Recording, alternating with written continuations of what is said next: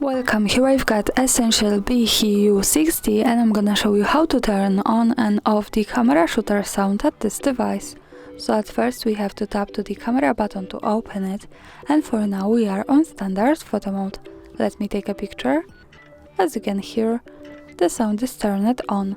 To turn it off, we have to focus on this settings bar and go to the left to more. Here we get access to more modes of this camera and also to this left side button. So let's pick it and open the advanced camera settings.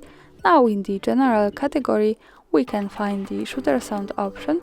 So by just one tap on the right side, we can turn it off or turn it on as we need. Now let me keep it turned off, and when we go back to the camera, when I take another picture, we can't hear anything.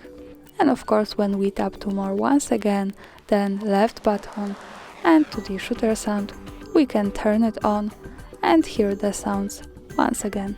And that's all. Thanks for watching, subscribe our channel and leave the thumbs up.